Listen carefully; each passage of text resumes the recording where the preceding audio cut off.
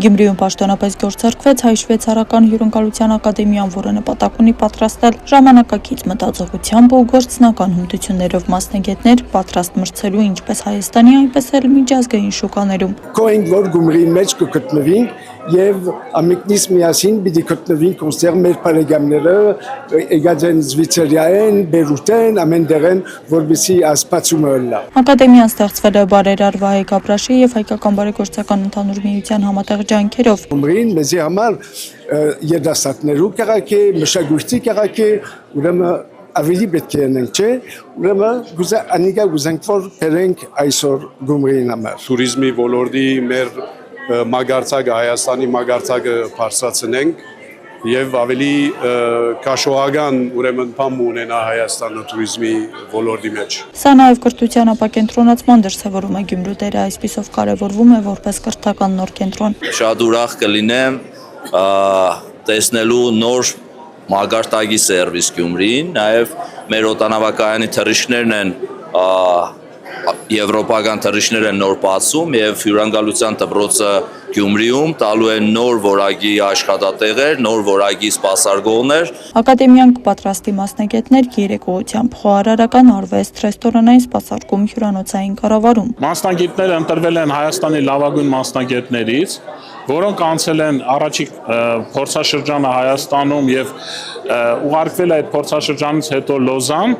Լոզանով անցնելով համապատասխան դասավանդումները եւ տալով համապատասխան քննությունները ստացել են սերտիֆիկատներ, որոնց իրենց հնարավորություն է տրվում դասավանդելու։ Ուսանողների ընդհանուր թիվը նախատեսվում է մինչև 1000-ը, իսկ առաջին ընդունելության փուլում 300-ից ավելի դիմորդներից ընտրվել է այս պահին մոտ 10-ը։ Գիտեմ որ թիվը քիչ է, բայց երբ որ Հնդկաստան բացին աստուբրոցը, քանի միլիոն գա Հնդկաստանի մեջ, 1 միլիարդ, 1.5 միլիարդ են, երբ որ դպրոցը բացվեցավ 5 հոգի գար, այսօր 10 գա Գյումրիի մեջ, ուրեմն դուք եք հիմա ինչ պետք է անենք։ Յուրաքանչյուր մասնագիտական ուղի ունի 3 աստիճան՝ հիմնական, միջին եւ առաջատար։ Ամեն մակարդակը տևում է 6 ամիս, որի կեսը տեսական ուսուցումն է, մյուս կեսը գործնական փորձառություն հյուրընկալության ոլորտի հաստատություններում։ Բարերարների կողմից 3 մասնագիտություններով յուրաքանչյուր մասնագիտությունով մեկ ուսանող ազդարարվեց, որ կֆինանսավորվեն բարերարների կողմից եւ նրանք կստանան այդ կրթությունը, բայց մեկ պայմանով, որ պետք է ուսանողները տիրապետեն B1 անգլերենի իմացության եւ 3 տարի աշխատեն մարզում։ Մինչև Գյումրիում հայտնի Գյուլբենկյանի անվան շենքի վերանորոգումը, որը հատկացվել էր հայ-շվեյցարական ակադեմիային, ուսումնական գործընթացը կանցկացվի Grand Hotel Apricot Գյումրի հյուրանոցում։ Ասիգա սկիզբեն պատրաստված է որ հոս 2-3 տարի 4 տարի հոսնենք եւ վերջեն դեստանք ինչպես պիտի առաջանա ասկոծը եւ երբ որ լնի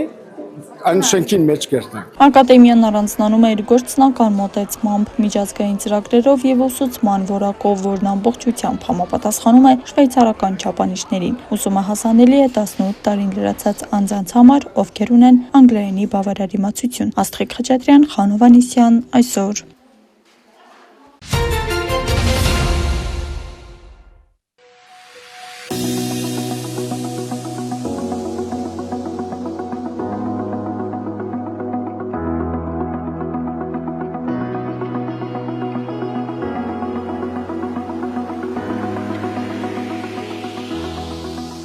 Վերջին 3 տասնամյակում ՄԱԿ-ի զարգացման ծրագիրը եղել է Հայաստանի հուսալի գործընկերը, աջակցելով մեր երկրում իրականացվող ժողովրդավարական բարեփոխումներին։ Այս համագործակցության կարևոր շարունակությունն է նաև ազգային ժողովի եւ ՄԱԿ-ի զարգացման ծրագրի վերջին 5 տարվա արդյունավետ գործընկերությունը, որի արդյունքներն ու ձեռքբերումներն ամփոփվեցին խորհրդարանում կայացած հանդիսավոր արարողության ընթացքում։ Շնորհավորական խոսքով հանդես եկավ ազգային ժողովի նախագահը Ալեն Սիմոնյանը նախնշեց, որ ՄԱԿ-ի զարգացման ծրագրի հետ համագործակցությունը մեծ նպաստ է բերել Հայաստանի ժողովրդավարական, տնտեսական եւ ինստիտուցիոնալ առաջընթացին, ապա հավելեց. Ես ուզում եմ անկեղծ շնորհակալություն հայտնել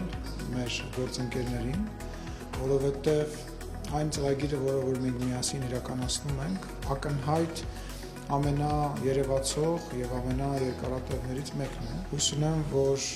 ծրագիրը շարունակական կլինի, որովհետեւ իմ ընկալմամբ մենք կարողանում ենք միասին աշխատել, մենք կարողանում ենք համագործակցել։ Տեսանյութ, որը պատմում է ազգային ժողովի եւ ՄԱԿ-ի զարգացման ծրագրի համատեղ նախաձեռնությունների մասին, մի քանի րոպեում ամփոփվեցին համագործակցության առավել նշանավոր պահերն ու իրադարձությունները։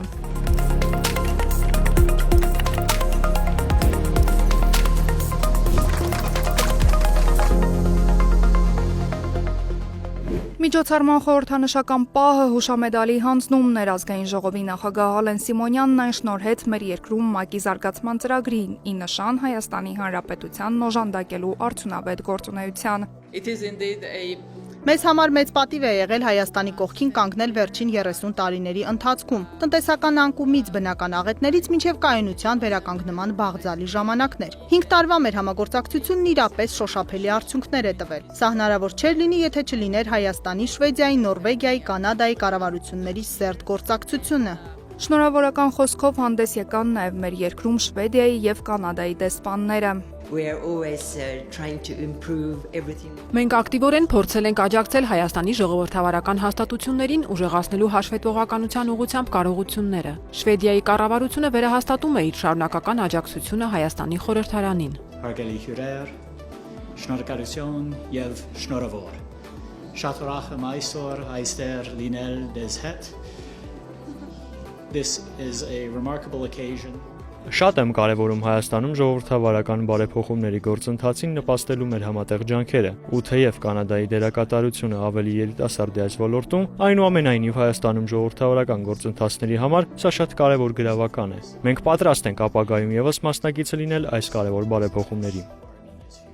Խորհրդանշական է, որ հոբելյանական այս միջոցառմանը մասնակցում են նաև Մատենադարանի ներկայացուցիչները, քանզի ազգային ժողով Մատենադարան համագործակցության արդյունքում եւ ՄԱԿ-ի զարգացման ծրագրի աջակցության շնորհիվ ծաղկելու արվեստ կրթական ծրագրի սաները ստեղծել են պատկերազարդ ալբոմ։ Շիրակաց ու թվաբանական խնդիրներ խորագրով ալբոմը ներկայացվեց ազգային ժողովում։ ՄԱԿ-ի զարգացման ծրագրի հետ համատեղ նախաձեռնությունները նպաստում են խորհրդարանական ինստիտուտի բաց եւ թափանցիկ աշխատանքի մշակույթի ձևավորմանը, նշում է ազգային ժողովի նախագահի խորհրդականն ու հավելում.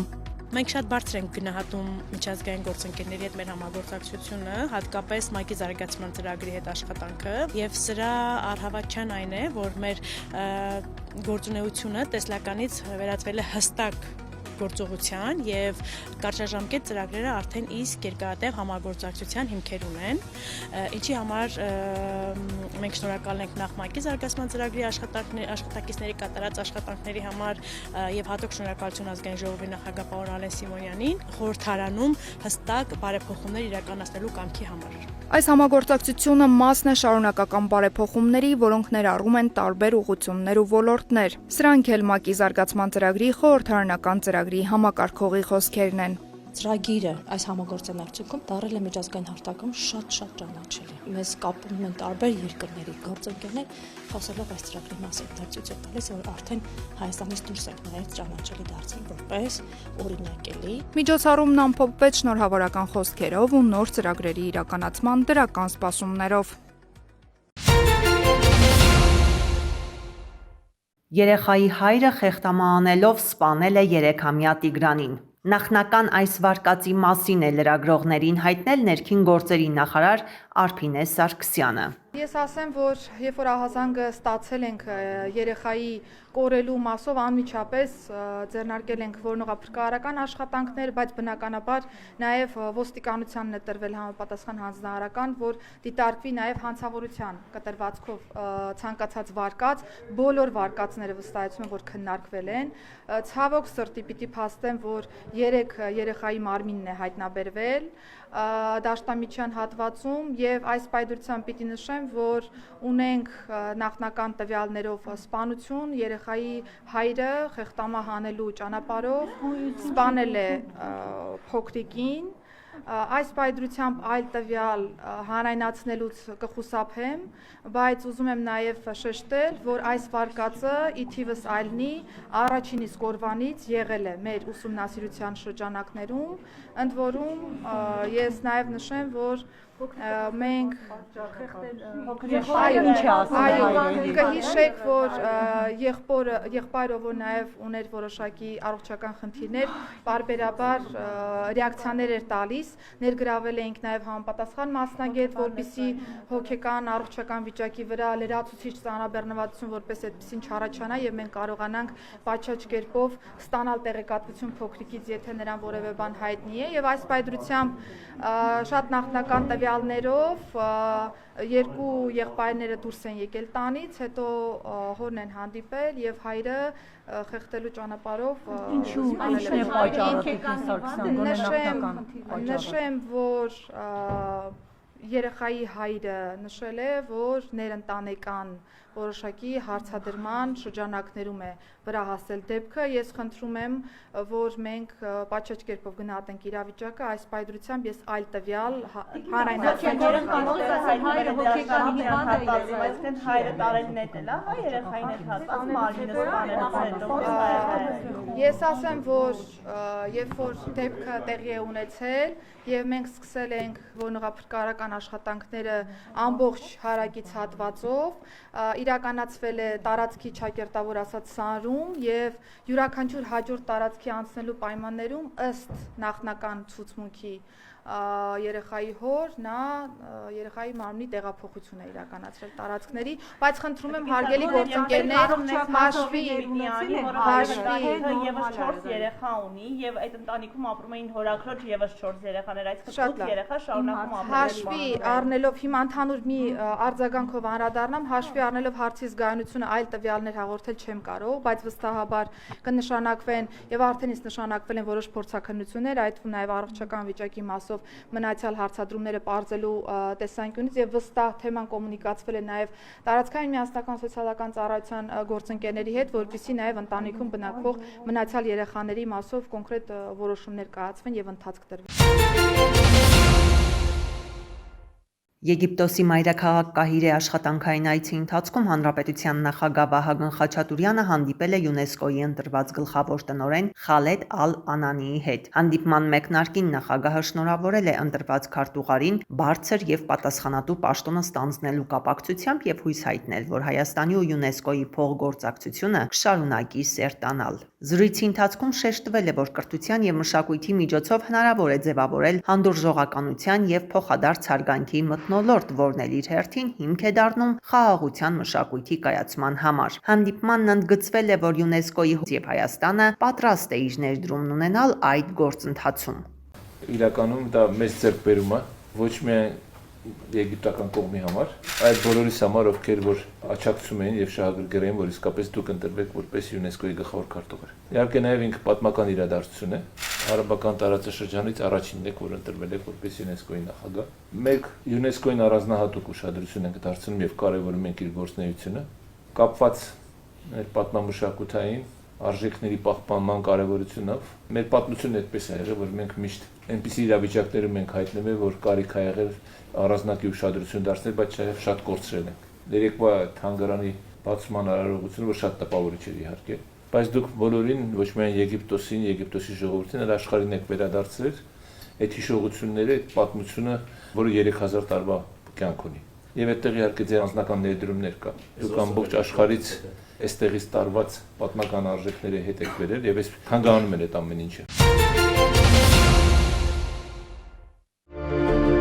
35 տարի առաջ էր 1990 թվականին, երբ հեռավոր Մոնղոլիայում ժամկետային զինծառայությունն ավարտած Սամվել Աբգարյանը վերադարձավ Հայաստան եւ ներգրավեց հայրենի գյուղի Բարձունի ինքնապաշտպանական մարտերին։ Իմ 5 եղբայրների հետ միասին մարտական գործողությունների մասնակցել ենք մեր հայրենի գյուղում, ստացել եմ 92 թվականին լեյտենանտ զինվորական կոչում։ Այս կոչումը ինձ ստիպեց, որպեսզի մնամ ծառայության շարունակեմ ծառայությունս։ Հետագա 3.5 տասնամյակների ընթացքում մայոր Աբգարյանը արել է առավելագույնը, զբաղեցրած պաշտոններով սահմանված պարտականությունները բարեխիղճ կատարելու համար։ Օրինակիր ծառայության շնորհիվ վայելում է ծառայեկիցների եւ հրամանատարության արգանքն ու պատիվը։ Նկատում է, անսահման մեծ հպարտություն է ապրել, երբ ավագ որդին Կարենը հայտնել է ժամկետային ծառայության ավարտին հետագա կյանքը բանակի հետ կապելու մտադրության մասին։ Մեծ հպարտություն էր, որ ասա պապ, ես է պետքա ձեր նման զինվորական լինեմ, ասել եմ տղես, քո գործն է, եթե ուզում ես շարունակես օրդ ուղին, խնդիր չկա։ Այդպես էլ եղավ։ Ծառայության ավարտից ուղիղ 15 օր անց Կարեն Աբգարյանը անցավ պայմանագրային զինծառայության։ Կարճ ժամանակ անց էլ գրեց իր առաջին լեյտենանտի սպայական կոչումը։ Առաջի հաշվարկը պատրաստ։ Մասնակցել եմ զորամասի եւ բանակային կորպուսի կազմում միշտ համաբանակային մրցումների ականանետի ու առաջին, երկրորդ, երրորդ պատվավոր տեղերն եմ միշտ բերել զորամասի ու մարտկոցի գումարտակի անունը բարձր պահելու համար ու այդ ամեն ինչից էլ շահագրգռվածությունը արդեն բարձրանում է նորանոր հաջողությունների հասնելու։ 44-օրյա պատերազմին հայր եւ որդի Աբգարյանները մարտնչել են կողք կողքի։ Մարտերի ընթացքում զոհվել է Սամվելի կրտսեր եղբայրը, ինքը ծանր վիրավորում է ստացել։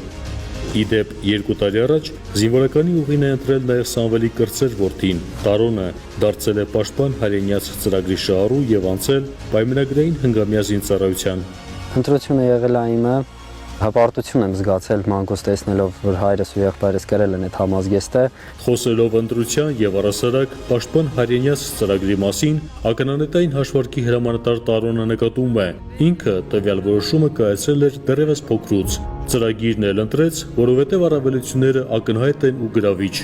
Ընտրելով ծրագիրը արդեն 18-19 տարեկանում կարողանում ես կառուցել քո կյանքի կարևոր հիմնասյուները, ստեղծել բարեկեցիկ ապագա, որի համար Պաշտպանության նախարարությունը շատ լավ պայմաններ է ստեղծում։ Շարունակելով խոսքը, հայր եւ որդի Աբգարյաններն ասում են, հանդիսանալով տարբեր ստորաբաժանումների զինծառայողներ, իրենք կատարում են միևնույն խնդիրը՝ ծառայում են հայրենիքին ու դրա խաղաղության պահպանմանը։ Շատ եմ հպարտանում, որ տնից 3 համազգեստ գրող կա, դա իմ համար մեծ պատիվ է, մեծ ուրախություն է։ Համ մեծ պատասխանատվություն է նույն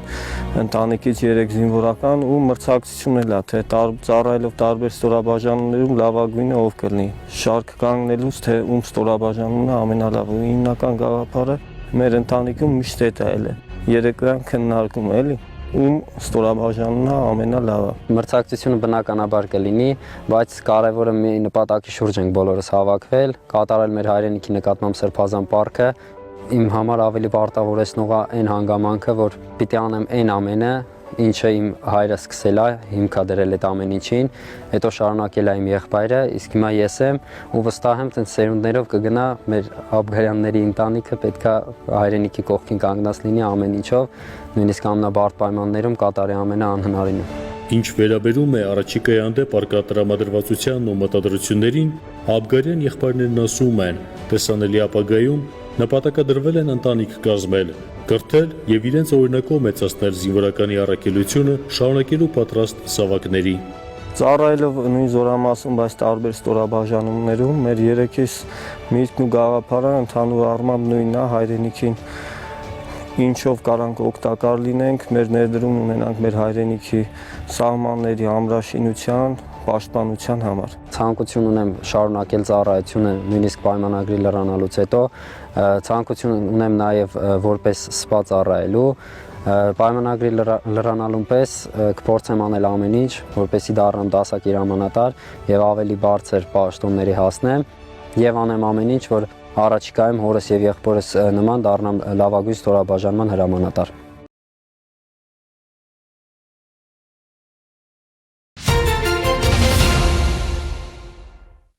Չափը 1 մետրով խորությունը հասավ ջրին։ Գրունտային ջրերն այս հատվածում 3 մետրի վրա են նորմայի սահմաններում։ Դրենաժային ցանցը գործում է առանց խոչընդոտների, լրացուցիչ միջամտության կարիք չկա։ Ջուր կա ինքը արդեն։ Այստեղ աշխատում է այսօրը։ Ինքը մաքրած է արդեն։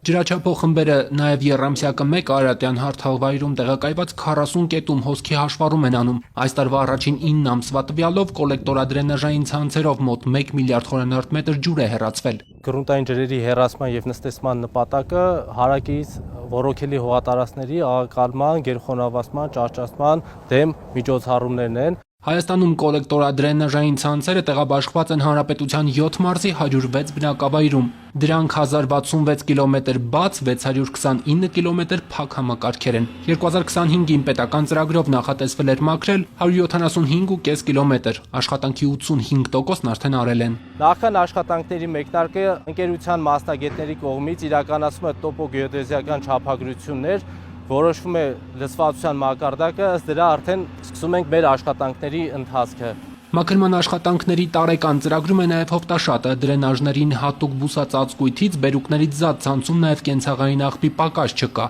Դե ջուրը կտանի, բնակիչների կեղծ փոփանքն ինքնախաբեություն է իրականում։ Մերն է, մեր օգտվելունն է, մեզ պետք է գալի ջուրը, ելի օգտագործվում է այլ կարիքների համար։ 2025-ին պետբյուջեից հատկացվել էր 300 միլիոն դրամ ցանցի մաքրման, գրունտային ջրերի մակարդակի որոշման ու որակի ուսումնասիրության համար։ Պլանային աշխատանքները ժամանակին ու ամբողջ ծավալով չանելու դեպքում լուրջ խնդիրներ կառաջանան ոչ միայն գյուղատնտեսական, այլև առողջապահական։ Դրենաժային ցանցերի, այսպես ասած, թերի մաքրման արդյունքում 1995-ից 2005 թվականներին Հայաստանի Հանրապետություն, մասնավորապես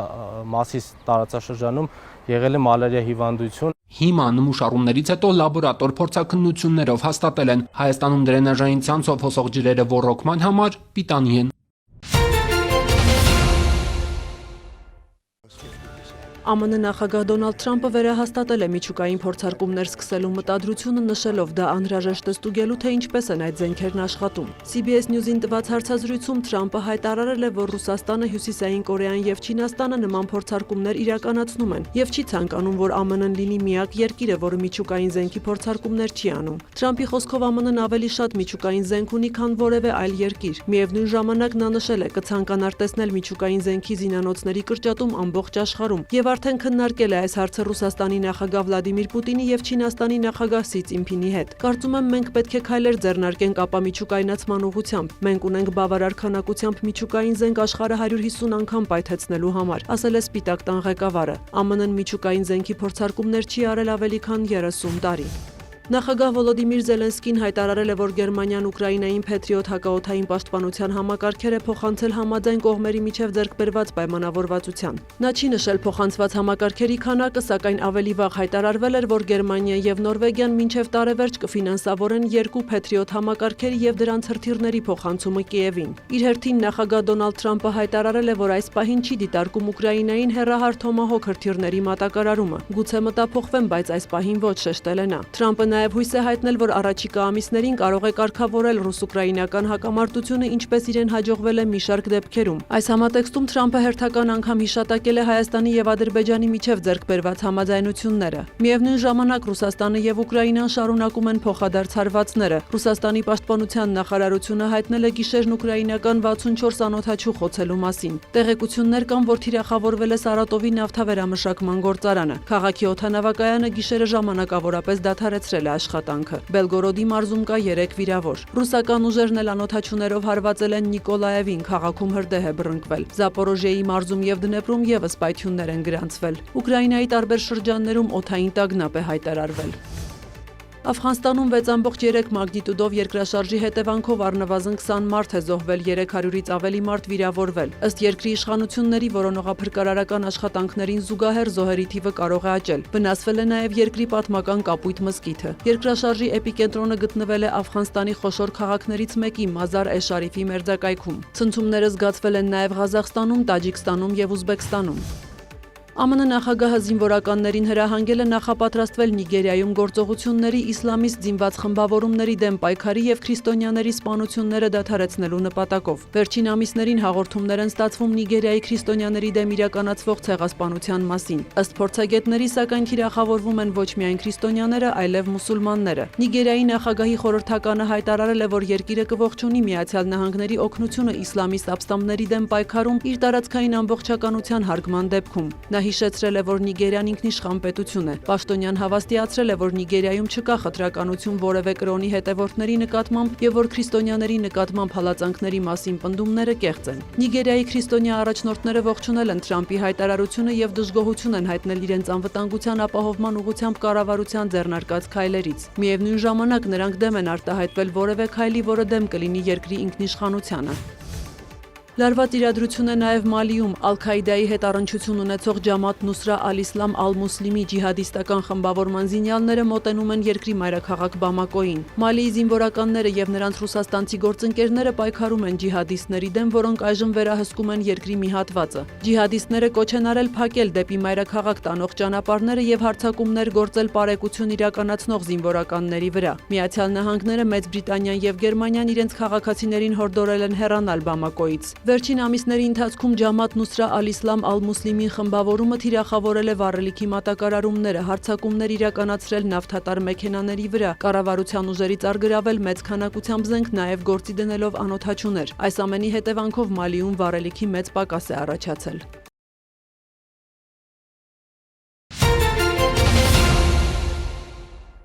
Օրերս պետական եկամուտների կոմիտեի մաքսանենգության դեմ պայքարի վարչության աշխատակիցները էլեկտրոնային առևտրի եւ օդային տրանսպորտով իրականացվող փոխադրումների վարչության աշխատակիցների հետ համատեղ վաքսային զննման են ենթարկել Հայփոստ Փակbaşնտիրական ընկերության միջոցով Իսպանիայի թագավորությունից Հայաստանի Հանրապետություն ներմուծված երկու առաքանի։ Արդյունքում կենդանիների համար նախատեսված միանման ներքնակներից հայտնաբերվել են 178 գրամ եւ 250 գրամ քաշով պոլիէթիլենային տոպրակներ, լցված կոկային տեսակի թմրամիջոցներով։ Պարզվել է նաեւ, որ առաքանիների հասցեատերերը բնակվում են տարբեր քաղաքներում եւ առաջին հայացքից իրար հետ որևէ առնչություն չեն ունեցել։ Հայտնաբերված զանգվածների նմանությունը սակայն կասկած է հարուցել մաքսանենգության դեմ պայքարի վարչության աշխատակիցների մոտ եւ առաքանիները հնարավոր ստացող անձանց վերաբերյալ իրականացվել են համապատասխան ուսումնասիրություններ։ Վարչության օպերատիվ հետախուզության բաժնի աշխատակիցները համագործակցելով Հայփոստի անվտանգության աշխատակիցների հետ ձեռնարկել են անհետաձգելի օպերատիվ հետախուզական միջոցառումներ։ 178 գրամ կոկայինի փոխարեն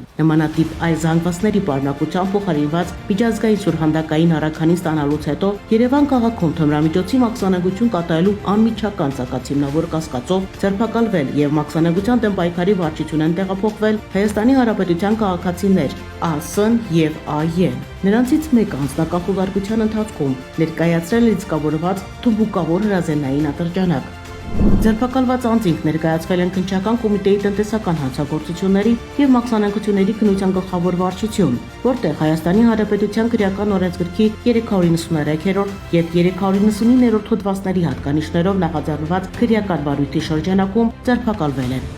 Հայփոստի անվտանգության աշխատակիցների հետ համատեղ օպերատիվ հետախուզական միջոցառումները շարունակվել են։ 250 գրամ կոկային տեսակի թմրամիջոցի փոխարեն այլ զանգվածներով փոխարինված միջազգային սուրհանդակային առաքանի ստանալուց հետո Դիլիջան քաղաքում էլ ձերբակալվել եւ մաքսանենգության դեմ պայքարի վարչություն է տեղափոխվել Հայաստանի Հանրապետության երկու քաղաքացի։ Ձերբակալվածները ներկայացվել են քննչական կոմիտեի տնտեսական հանցագործությունների եւ մաքսանենգությունների քննության գլխավոր վարչություն, որտեղ նախաձեռնված քրեական վարույթի շրջանակում վերջիններս ձերբակալվել են։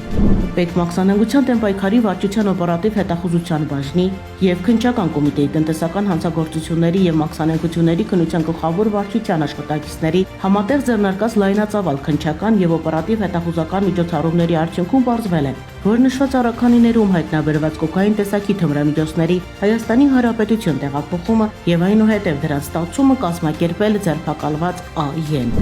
Քրեական վարույթի շրջանակներում ձերբակալված անձանց բնակության վայրերում իրականացվել են խոզարկություններ, հայտնաբերվել են քրեական վարույթի համար կարևոր նշանակություն ունեցող առարկաներ։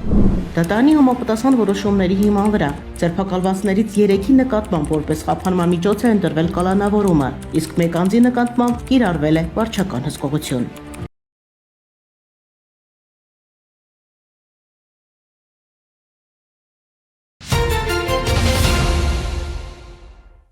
Հոկտեմբերի 27-ից նոյեմբերի 3-ը մայրաքաղաքում իրականացված ծառայության ընթացքում Երևանի պարեկները հայտնաբերել են ճանապարհային երթևեկության կանոնների 5165 խախտում, պահպանվող հատուկ տարածք տեղափոխելով 115 ավտոմեքենա։ Մասնավորապես հայտնաբերվել է ոչ ստապ 176 վարորդ առանց վարորդական իրավունքի վկայականի 251 անձ, հայտնաբերվել է հաշվառման համարնիշի հետ կապված 23, շամրակապված վարելու 1197, առանց մանկական նստատեղի քարսիթի 19, վարելու ընթացքում ծխելու 629, վարելի սեռախոսից օգտվելու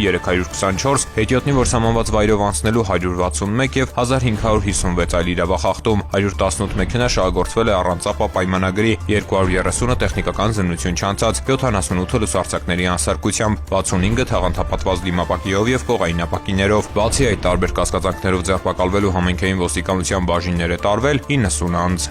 Նույն ժամանակահատվածում մարզերում բարեկները հայտնաբերել են ճանապարհային երթևեկության կանոնների 13364 խախտում, պահպանվող հատուկ տարածքներ տեղափոխելով 308 տրանսպորտային միջոց։ Հայտնաբերվել է ոչ ստապ 210 վարորդ, առանց վարորդական իրավունքի վկայականի 438, կեղծ հաշվառման վկայականով երթևեկող 4 անձ։ Հայտնաբերվել է նաև հաշվառման համարանիշի հետ կապված 34, կեղծ հաշվառման համարանիշով երթևեկող 6, ժամանակապված վարելու 3368, առանց մանկական նստատեղի քարսիթի 172, վարելու ընթացքում ծխելու 486, վարելի սեռախոսից օգտվելու 584, հետիոտնի որ սահմանված վայրով անցնելու 100, արագության գերազանցման 2221 եւ 3326 այլ իրավախախտում, 436 ավտոմեքենա շահագործվել է առանց ապա պայմանագրի, 926-ը տեխնիկական զննություն չանցած, 867-ը լուսարձակների անսարքությամբ, այդ թվում 49 բեռնատար, 143-ը թաղանթապատված դիմապակիով եւ կողային ապակիներով։ Բացի այդ տարբեր կասկածակներով ձերբակալվելու համայնքային ոստիկանության տարածքային բաժիններ է տարվել 44 անձ։